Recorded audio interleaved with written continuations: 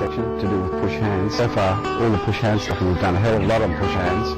In fact, it'll probably take the next 10 years just to assimilate what we've done on the videos in push hands. We're doing a section now which is a good practical section from push hands, which most people like because they're just getting all the practical things. The previous push hands were more esoteric things, using push hands as just a tool to get your body moving in the correct manner for self-defense.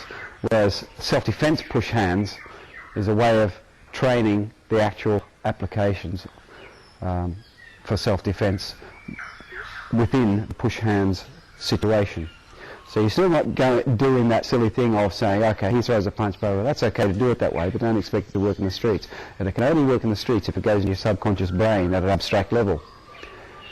And I must speak slower because I've had some complaints from our German customers that I can't understand you when you speak too quickly. So, or not like, well, they didn't quite speak like that, it was written actually, so why am I using that accent?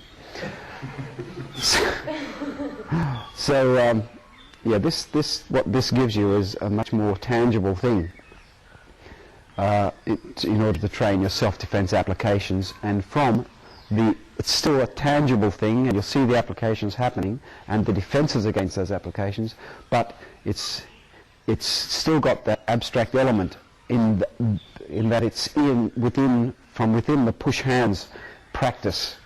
So you're still getting that. A lot of people call it non-realistic, but push hands is actually the most realistic you can possibly get without actually killing each other. Because your brain is doing, your subconscious brain is doing the applications. Although you may not be doing this and that to your partner, that's what you're really doing. So in a real situation, because you've done heaps of push hands training, you won't get into a situation and do push hands with your opponent. You'll poke him in the eyes, you'll hit him with the elbow, because you've been going into your subconscious through doing your push hands.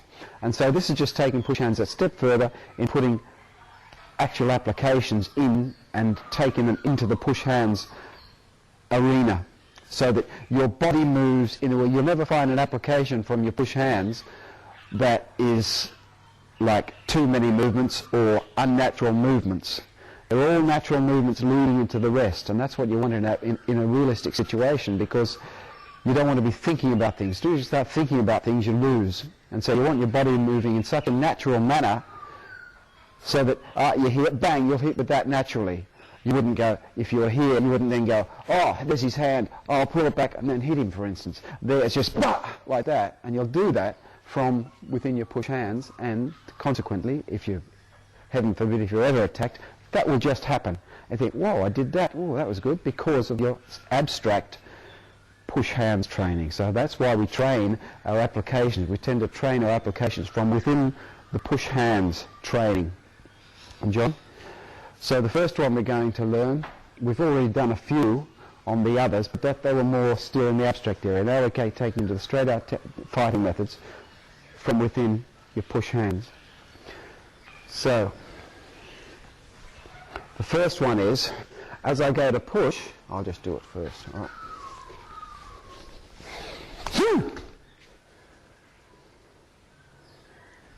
Very fast, such a natural, lovely movement. Watch, you go to attack, see where the hands are? Look. See my body's turning to the right already, it's compressing on the left. Now come straight in with this whole area here. Just lift your arm up for the second, John. Straight onto that area of his body. I'm taking out a whole bunch of different points down that left-hand side of his body. Straight into there. And because you're into this situation here of what, see how I've turned? Wow, you've got tremendous power with that arm coming across there as well. You've got to make sure that your front leg, for instance, I come in like this. I'm like a dog, aren't I? Please. So you've got to make sure that when you come in, see my front leg is turned in, just cooked across a little bit like that. That's just in case this comes up, I can defeat that anyway. But that should happen naturally. Whenever you're getting close to anyone, it's okay if you're out here. There's no chance of this happening.